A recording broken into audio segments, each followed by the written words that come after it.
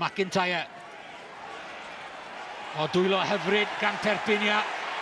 Mas mae'n dod i Tonganian Drafa, torri nôl mewn. A Thomas Allen yn llwyddo i reoli'r bêl a croesi am gais reit ar ddiwedd yr hanner cyntaf.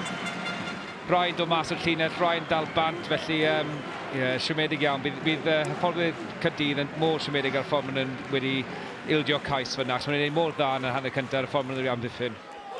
Beria yn trial i hyrddio fe nôl. Y meddiant yn dal yn saff gan Caerdydd. Nôl mae'n dod i'r olwyr tro hyn. Mwir maen nhw wedi croesi.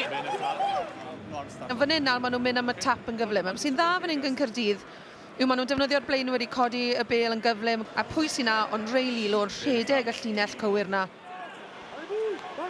Mae Perpignan wedi codi'r tempo ar y funud. Allen lan o safel cefnwr. Nangalefu drwy'r bwlch. Mas mae'n dod i De La Fuente. Veredamu. A dyna Perpignan ar ei gorau. Y Fijied yn benna yn cyfuno. A Tafite Veredamu yn cael ail gais iddyn nhw. Mae lle fe wedi diolch i'w gydwladwr a pisau Nangalefu. A mae'r graff y fe wedi gael. Redig mor grymus fyna. Rory Jennings edrych fel bachgen bach. A wedyn eto Caerdydd. Fel wylniad diwedd y hanner cyntaf, ddim pawb ar yr un sgript. A wedyn mae'r rhedwyr mor dan siedus gyda Perpignan. Mae'n gwneud erch yn rhwyd unwaith maen nhw'n gwneud y bylchiad gyntaf. O, sgrym nerthol gan Perpignan. Eco siarad o'ch ar dywyll yr wythwr fel Arte sy'n croesi. Oedd y pwysau yn ormod yn y pen draw.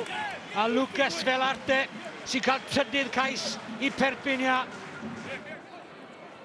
Lilo yn mynd am y bwlch. O, pas hyfryd. Nôl mewn, mae'n dod i Mulder. A mae Caerdydd wedi gweithio cais o ddim byd o gwbl. Reilly Lo, unwaith to yn allweddol. A Johan Mulder sy'n cadw gobeithio'n Caerdydd yn fyw.